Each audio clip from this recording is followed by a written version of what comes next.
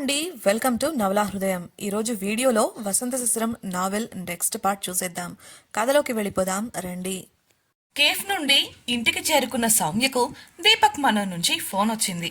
మాట్లాడి ఫోన్ పెట్టేస్తుండగా ఉష పంపిన మెసేజ్ చూసిన సౌమ్య ముఖం పైశాచికానందంతో వెలిగిపోయింది. వెంటనే ఉషతో మాట్లాడాలని ఫోన్ చేసింది, కానీ కాల్ కట్ అయింది. మళ్ళీ ప్రయత్నించింది, కానీ కాల్ కట్ అవుతూనే ఉంది. అవతల ఫోన్ ప్రక్కనే పెట్టుకుని డైనింగ్ టేబుల్ దగ్గర కూర్చొని ఐస్ క్రీమ్ తింటున్న ఉష వస్తున్న సౌమ్య కాల్ కట్ చేస్తూ సంబరపడుతోంది.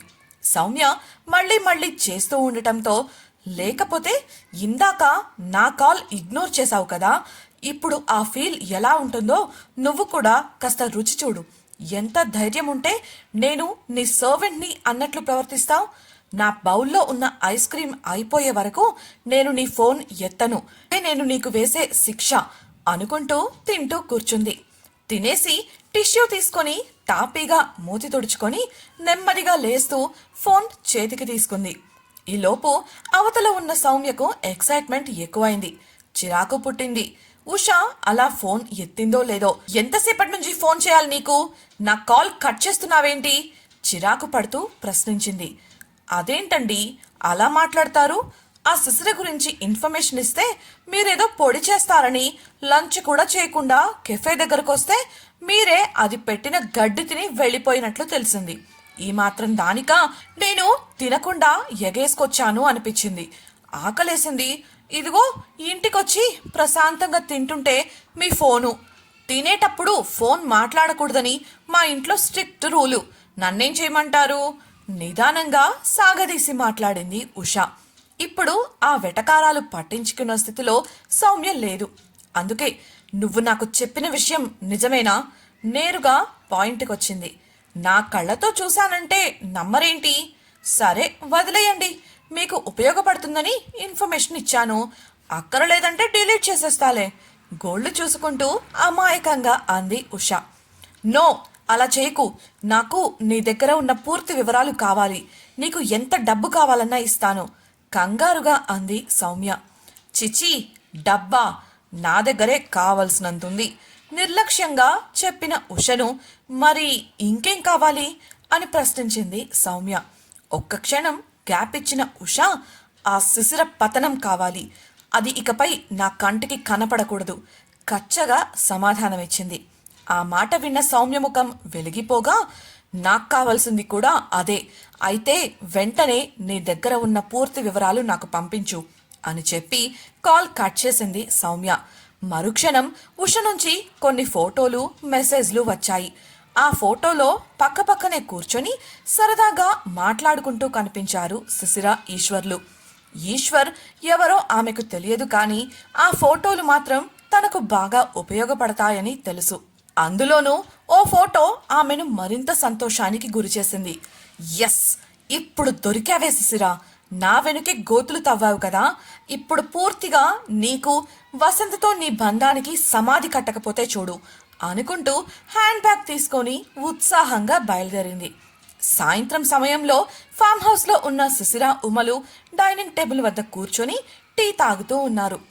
ఉదయం శిశిర సౌమ్యతో అన్న మాటలు గుర్తొచ్చిన ఉమ కోపంగా టీ కప్పు బల్లపై పెట్టింది. దబ్బున శబ్దం రావడంతో ఏమైందన్నట్లు చూసింది శిశిర. ఆ సౌమ్యతో నువ్వు మాట్లాడిన మాటలేంటే? వసంత్ గారికి నీకు ఎటువంటి సంబంధం లేదు అంటున్నావు, నీ ఇష్టం వచ్చింది చేసుకో అంటున్నావు. నేను అడ్డురాను అంటావా? అతను నీ భర్త అన్న విషయం మర్చిపోయావా? కస్సుమని లేచింది ఉమ. శిశిర విషయం అదా అన్నట్లు చూసి సమాధానం ఇవ్వకుండా కూర్చోగా, ఏంటి అసలు నీ ఉద్దేశం? ఆయనతో విడిపోవాలని నిర్ణయించుకున్నావా? జరిగిన దాంట్లో ఏదో మతలబు ఉందని తెలిసి కూడా ఇలా ఎందుకు చేస్తున్నావు? చాలు నిరూపించి మళ్ళీ కలిసిపోవాల్సింది పోయి ఇలా వదిలేస్తానంటే అర్థమేంటి? ఆయనకు డివోర్స్ ఇస్తే మీ నాన్న ఊరుకుంటారు అనుకుంటున్నావా? మీ ఇంట్లో వాళ్లకు ఏమని సమాధానం చెబుతావు? ప్రశ్నల వర్షం కురిపించింది ఉమ. నమ్మకం లేని చోట ఏ బంధాలు నిలవవు ఉమా, ముఖ్యంగా పెళ్లి బంధం. ఎవరో ఫోటోలు, వీడియోలు పంపినంత మాత్రాన పోయేంత బలహీనమైన నమ్మకం మా బంధంలో ఉన్నప్పుడు ఆ బంధం ఎలా నిలబడుతుంది? ఇన్ని రోజుల్లో ఆయన నా గురించి అర్థం చేసుకుంది ఇంతేనా? కనీసం నాకు నిజం చెప్పే అవకాశం అంతదాకా ఎందుకు, నా తరపున సంజాయిషి ఇచ్చే అవకాశం కూడా ఇవ్వలేదు. ఒక్క రోజులో అంత కాని మనిషిని అయిపోయాను కదా. అతడికే అవసరం లేని బంధం నాకెందుకు? నన్ను అర్థం చేసుకోని మనిషి నా జీవితంలో ఎందుకు? ఎదురు ప్రశ్నించింది సుశిర. అలా అంటున్నప్పుడు సుశిర కళ్ళల్లో బాధను, ఆవేదనను గమనించింది ఉమ. సుశిర త్వరగా తన భావాలను బయటపెట్టదు అని తెలిసినదై మౌనంగా ఉండిపోయింది. కానీ సుశిర తొందరపడుతున్నట్లు, ఆవేశంలో ఇటువంటి నిర్ణయం తీసుకుంటున్నట్లు అర్థం చేసుకుంది. అలా అనుకుంటే చిన్నప్పటి నుంచి మీ నాన్న కూడా నీ విషయంలో నిన్ను అర్థం చేసుకోలేదు. మరి ఆయనతో బంధం తెంచుకోవాలని అనుకోలేదే? మీ నాన్నగారు కానీ వసంత్ గారు కానీ ఇద్దరూ చేసింది ఒకే తప్పు. మరి ఒక్కొక్కరి విషయంలో ఒక్కోలా ఎందుకు ప్రవర్తిస్తున్నావు అని శిశిరను సూటిగా ప్రశ్నించింది ఉమ. అందుకు శిశిర, మా నాన్న నాకు జన్మనిచ్చారు. ఆయనతో నేను రక్తం పంచుకున్నాను. కానీ వాసు గారితో జీవితం పంచుకోవాలి. ప్రతి నిమిషం ఆయనతో ఉంటూ నమ్మకం లేని సంసారం చేస్తూ నరకం చూడమంటావా? విసుగ్గా అడిగింది. అలా అని ఆయనకు ఒక్క అవకాశం కూడా ఇవ్వకుండా విడిపోవాలని నిర్ణయించుకుంటావా? కంగారుగా అడిగిన ఉమకు, ఆ అవకాశం ఎప్పుడో ఇచ్చాను, అతడే ఉపయోగించుకోలేకపోయాడు. అయినా నా నోటితో నేను విడిపోవాలని అతడిని అడగను. డివోర్స్ అతడే ఇస్తే కాదనను స్థిరంగా చెప్పి గదిలోకి వెళ్ళిపోయింది సుశిర. అలా చెబుతున్నప్పుడు ఆమె స్వరంలో సన్నని వణుకు రాగా కళ్ళల్లో నీళ్లు తిరిగాయి. కేవలం వాటిని ఉమ ముందు దాచడం కోసమే అక్కడి నుంచి వెళ్ళిపోయింది సుశిర. ఆమెను అలా చూసిన ఉమ పైనున్న ఆ దేవుణ్ణి దండం పెట్టుకుంటూ మనసులో, సుశిరకు అంతా మంచి జరగాలి భగవంతుడా, త్వరగా దాని జీవితంలోని సమస్యలను తొలగించి దానికి సంతోషాలనివ్వు స్వామి అని మనస్ఫూర్తిగా కోరుకుంది. సాయంత్రం వేళ కంగారు పడుతూ స్మార్ట్ వర్క్ గ్రూప్ ఆఫీస్ నుంచి బయటకు వచ్చింది సోఫీ. మెయిన్ రోడ్లో ఒక చివరన పార్క్ చేసిన కారు వద్దకు వెళ్లి నెమ్మదిగా అద్దంపై కొట్టింది. కారు అద్దం తెరుచుకొని సౌమ్య కనిపించగా, మీరు నన్ను ఈ టైంలో ఎందుకు రమ్మన్నారు? ఆఫీస్లో సిచ్యుయేషన్స్ అస్సలు బాలేవు అంది సోఫీ. సౌమ్య అవేవి పట్టించుకోకుండా సోఫీ చేతికి ఒక కవర్ అందిస్తూ, పోయినసారి చేసినట్లే చెయ్యాలి. నువ్వేం చేస్తావో నాకు తెలీదు, పని మాత్రం పూర్తి కావాలి సీరియస్గా చెప్పింది. సౌమ్య వంక ఆమె ఇచ్చిన కవర్ వంక కంగారుగా చూసింది సోఫీ. ఇక దిగు, వెళ్ళి నీ పనితో పాటు ఈ పని కూడా పూర్తి చెయ్యి అని చెప్పింది సౌమ్య. దాంతో నీరసంగా ముఖం పెట్టి కారు దిగి తిరిగి ఆఫీస్లోకి వెళ్ళిపోయింది సోఫీ. రాత్రి 9:30 ప్రాంతంలో ఒక అపార్ట్మెంట్ ముందు కార్ వచ్చి ఆగింది. అందులోంచి దిగిన సుని లోపల కూర్చున్న వ్యక్తికి, బాయ్ హనీ, రేపు కలుద్దాం అంటూ ఫ్లయింగ్ కిస్ ఇవ్వగా అతడు కూడా 32 పళ్ళు బయటపెట్టి తిరిగి ఫ్లయింగ్ కిస్ ఇచ్చాడు. సుని అపార్ట్మెంట్ లోపలికి వెళ్లడమే అతడు తన దారిన నేరుగా ఇంటికి చేరుకున్నాడు.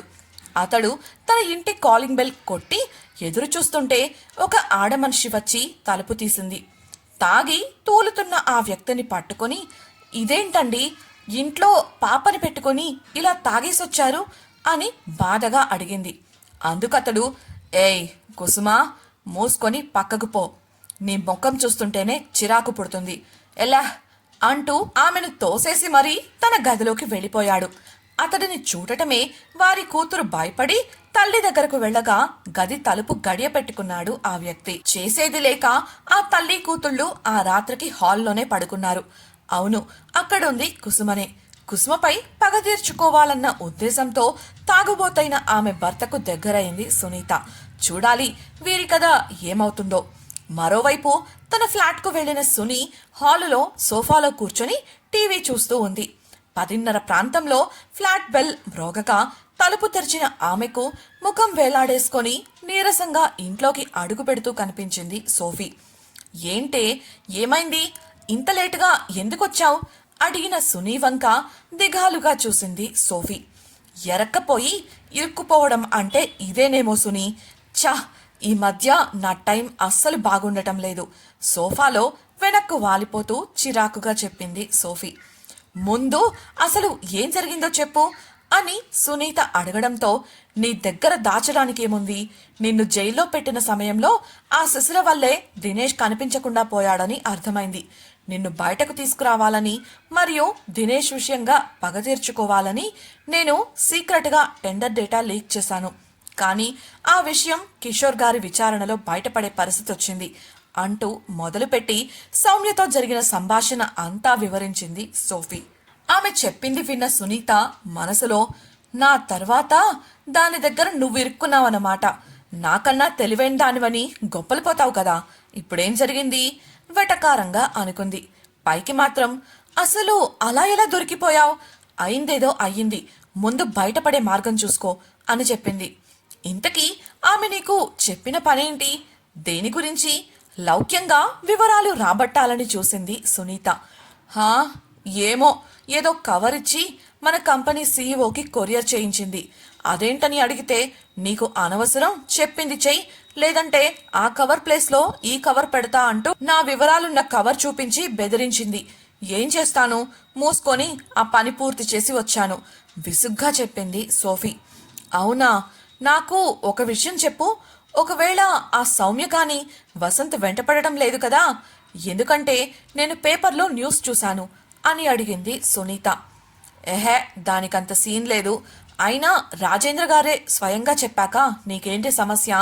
అన్నట్లు మర్చిపోయాను, వసంత్ గారికి పెళ్ళయిందట కదా, మరి ఇప్పుడేం చేస్తావు? ఆసక్తిగా అడిగింది సోఫీ.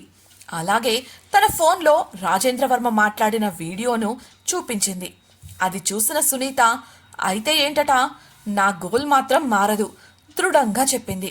అదేంటి, పెళ్ళైంది కదా, ఇక వసంత్ నీ ముఖం కూడా చూడడని నాకు అనిపిస్తోంది అన్న సోఫీని కోపంగా చూస్తూ, నీకు మ్యాటర్ అర్థం కాలేదు సోఫీ. అంతగా భార్య అంటే ఇష్టం ఉన్నవాడైతే ఈ పాటికి ఆమెను ఈ లోకానికి పరిచయం చేయాలి కదా, లేదంటే వారి పెళ్ళైనా పబ్లిక్గా జరిగి ఉండాలి. రెండూ జరగలేదంటే ఏదో సమస్య ఉందనేగా అర్థం. అది చాలదా నేను అతన్ని నా వాణ్ణి చేసుకోవడానికి? ఒకవేళ వాళ్ళు అన్యోన్యంగా కలిసున్నా కూడా నేను తగ్గను. అతన్ని నా వాణ్ణి చేసుకుని సాధించి తీరుతాను స్థిరంగా చెప్పింది. సునీత ముఖం చూసిన సోఫీ ఆమె వసంత్ పట్ల ఎంత పట్టు మీద ఉందో అర్థం చేసుకోగలిగింది. మరుసటి రోజు బోర్డు మీటింగ్ పూర్తి చేసుకొని అలసట మరియు చిరాకులతో తన క్యాబిన్కు తిరిగొచ్చాడు వసంత్. ఒక కాఫీ తెమ్మని చెప్పి కుర్చీలో వెనక్కు వాలిన అతడికి బల్లపై ఉన్న 2 ఎన్వలప్స్ కనిపించాయి. విసుగ్గా చేతికి తీసుకుని తెరిచిన వసంత్ దవడ కోపంతో బిగుసుకుంది. కారణం శిశిర ఈశ్వర్ల ఫోటోలు అవి. ఒక దాంట్లో ఈశ్వర్ శిశిర తలను నిమిరిన దృశ్యం ఉంటే, మరో దాంట్లో వారిద్దరూ ముద్దు పెట్టుకుంటున్న దృశ్యం ఉంది. అవును, నిజానికి ఆ ఫోటో ఈశ్వర్ వెనుక దూరంగా నిలబడి తీసింది ఉష. అందువల్ల నిజానికి వారి మధ్య ఏమీ లేకపోయినా వారు ముద్దు పెట్టుకున్నట్లు కనిపిస్తోంది. ఆ ఫోటోని కోపంగా చించి విసిరేశాడు వసంత్. అతడిలో రగులుతున్న ఆవేశపు అగ్నిపర్వతం పేలడానికి సిద్ధమవుతుంటే అతి కష్టంగా కంట్రోల్ చేసుకోవడానికి ప్రయత్నిస్తున్నాడు. అలా చిరిగిపోయి నేలపై పడిన ఒక ఫోటో ముక్క వెనుక ఈశ్వర్ అన్న పేరు కనిపించింది వసంత్కు. శిశిర కదలికలను ఓ కంట కనిపెడుతూ ఉండమని గగన్కు చెప్పాడు వసంత్. ఇవాల్టి ఈ ఇన్ఫర్మేషన్ కూడా అతడి నుండే వచ్చింది అనుకుంటున్నాడు. బల్లపై ఉన్న మరో ఎన్వలప్ తెరిచిన అతడికి శిశిర, ఉమా, గణేష్లు కలిసి ఒక కొత్త కెఫే ముందు నిలబడిన ఫోటోతో పాటు యూనివర్సిటీ చైర్మన్ ఆ కెఫేని తెరుస్తున్న ఫోటో కూడా ఉంది. తన కంపెనీని నాశనం చేయడానికి డేటా లీక్ చేసి వచ్చిన డబ్బుతో ఇలా కొత్త కేఫ్ తెరిచినట్లు అర్థం చేసుకున్నాడు వసంత్. అలాగే ఆమె శైలేష్తో మాత్రమే కాకుండా ఈశ్వర్తో కూడా సన్నిహితంగా ఉంటుందని గ్రహించి అతడి మనసు విరిగిపోయింది. ఈశ్వర్ అన్న పేరు ఒకప్పుడు తాను శిశిర నోటి నుంచి విన్న లవ్ యు టు ఇషు అన్న మాటలు జ్ఞాపకం తెచ్చింది. దాంతో ఆమె ఎప్పటి నుంచో అతనిని ఇష్టపడుతున్నట్లు అనుకున్నాడు వసంత్. కానీ ఆమె తనకు దూరమవుతుంది, తనను వదిలేసి వెళ్ళిపోతుంది అన్న ఊహను కూడా భరించలేకపోయాడు. శిశిర, నీకు నచ్చినా నచ్చకపోయినా నీ ఈ జీవితానికి గమ్యం నేనే. నా మీద నాకు తెలియకుండానే కుట్రలు చేశావు కదా. నా వాళ్ళ జీవితాలతో ఆడుకోవాలని చూసిన నిన్ను ఏం చేస్తానో చూడు. నువ్వు కోరుకున్న వాళ్లకు నిన్ను దక్కనివ్వను. నువ్వు నాతోనే ఉండాలి, నాతో మాత్రమే ఉండాలి. ఇకపై నా ఆట ఎలా ఉంటుందో చూపిస్తా మనసులో అనుకుంటూ ఫోన్ చేతికి తీసుకున్నాడు. ఇంతకీ వసంత్ తీసుకున్న నిర్ణయం ఏంటి? అతడు ఇప్పుడు ఫోన్ చేస్తోంది శిశిరకేనా? అలా అయితే ఆమె ఎలా స్పందిస్తుంది? ఇదంతా సౌమ్య చేసిన కుట్ర అని వసంత్ ఎప్పటికి తెలుసుకుంటాడు?